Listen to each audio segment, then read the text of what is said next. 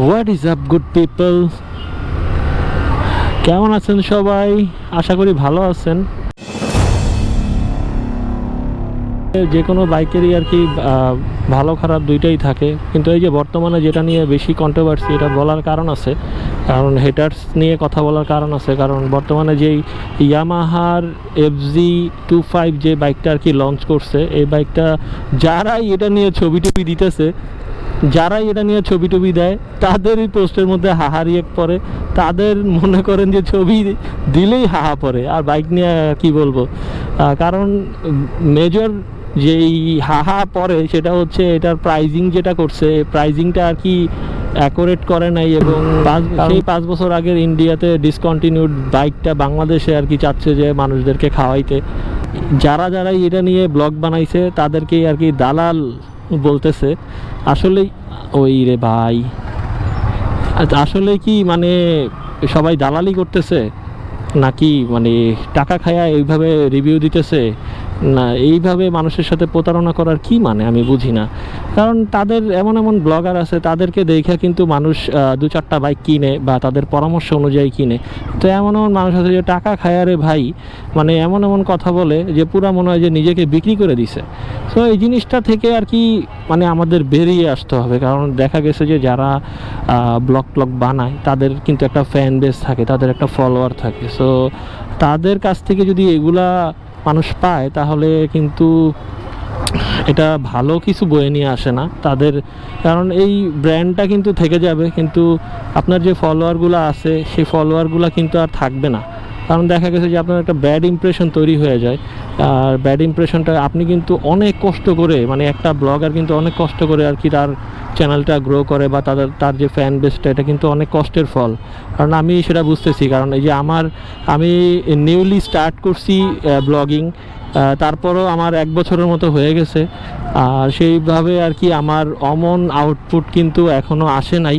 যে দেখা গেছে যে যারা মেনিয়া ভিডিও বানায়, যারা একটু অ্যাক্সিডেন্ট দেখায়, তো তাদের ভিডিওগুলো কিন্তু বেশি ভাইরাল হয়। এবং কিছু জিনিস আছে যে স্ক্রিপ্টেড, তো সেগুলো দেখে আর কি মানুষ তাদেরকে সাবস্ক্রাইব করে, তাদের ফলোয়ার বেড়ে যায়। দেখা গেছে যে এগুলা করলে আর কি ফলোয়ার বাড়ে, কিন্তু আমি তো ওইসব জিনিস দেখাই না বা করি না। সো এই জন্য আমার ফলোয়ার বা আমার সাবস্ক্রাইবার অমনভাবে বাড়ে না। আর যারাই এগুলা করতেছে কন্ট্রোভার্সি মানে মূলক যেসব টাইপের এইসব টাইপের যারা কন্টেন্ট বানায়, তাদের কিন্তু দেখবেন ফলোয়ারটা প্রচুর হাই। এখন পজিটিভের দিক থেকে কিন্তু নেগেটিভটা সবচেয়ে বেশি খায়, কারণ পজিটিভ জিনিসটা খুবই কম খায়। আর এমন কথা বলা উচিত না যেটা মানে শুধুমাত্রই কোম্পানির দিকে যাবে, এটা ফেয়ার না। এমন কথা বলতে হবে যে কথাটা আর কি ফেয়ার হিসাবে দুই পক্ষের পাশেই যায়। যে আপনি একটা বাইক নিয়ে রিভিউ করতেছেন, বাইকটার ভালো খারাপ দুইটাই জিনিসই আপনার একটা ওপেন একটা ডিসকাশন থাকবে, ওপেন একটা থট থাকবে। সো সেইভাবে আপনি বাইকটার রিভিউ করেন বা বাইকটা সম্পর্কে জানান।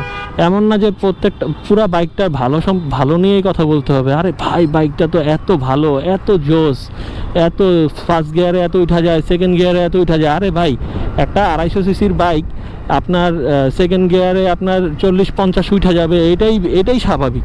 হ্যাঁ, এটা আহামরি কিছু না। তবে বাইক অনুযায়ী FZ25 যে বাইকটা, এই বাইকটার মধ্যে কিন্তু অনেক কিছু ইমপ্রুভমেন্ট করার ছিল, কিন্তু সেই হিসাবে কিন্তু ইমপ্রুভ করা হয় নাই।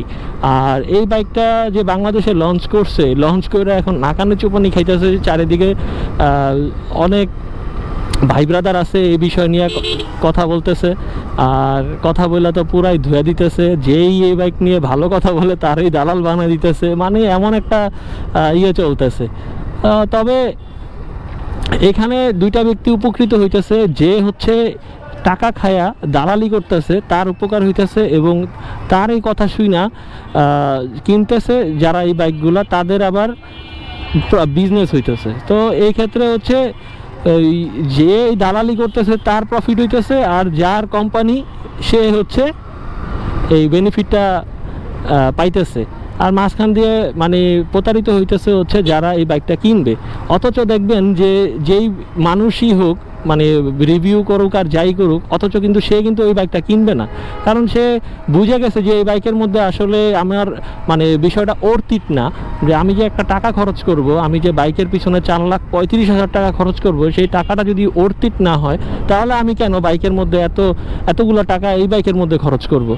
আর কিছু পাগল আছে, যে পাগলগুলো হচ্ছে এই মানে ক্রেজি লাভার বা ক্রেজি ফ্যান বলতে একটা কিছু থাকে, যে তারা হচ্ছে এগুলা কিনে আর ভালো মানে আবার বলে যে ভাই এটার মধ্যে প্রচুর কমফোর্ট। আরে ভাই কমফোর্ট হলে তো ভাই বাসায় বসে থাকতো ভাই, বা কমফোর্ট যদি লাগতো তাহলে বাসায় থাকতো আর বাইরে বেরোইতো না।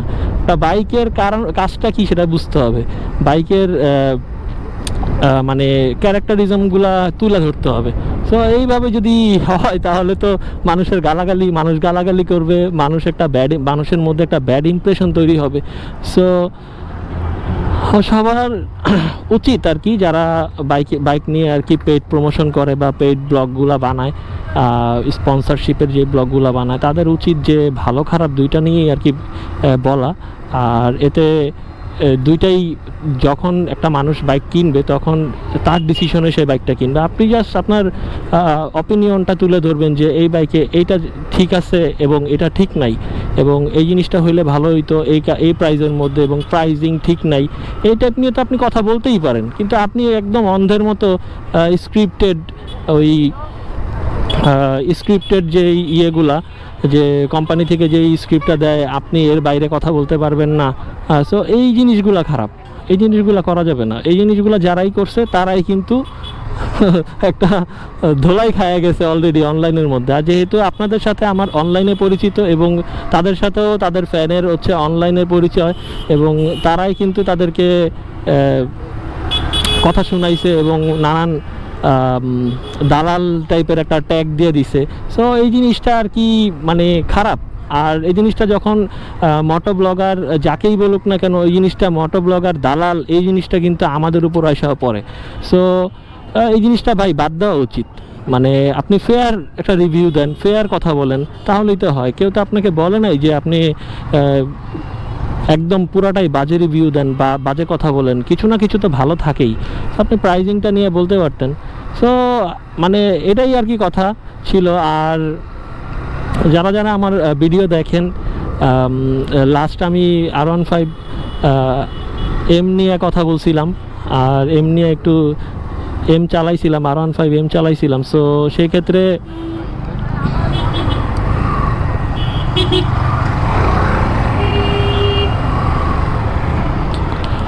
বাইরে ভাই এটা একটা ব্যস্ত রাস্তা। সো এই রাস্তা কেমন কি আগে থেকে ডাইনে চাপা উচিত ছিল। সো আজকের ব্লগটা বেশি বড় করব না, এই জিনিসটা আর কি মাথায় ঘুরতেছিল। অনেক মানুষ আর কি এই জিনিসটা নিয়ে কথা বলতেছে, FZ25 নিয়ে কথা বলতেছে।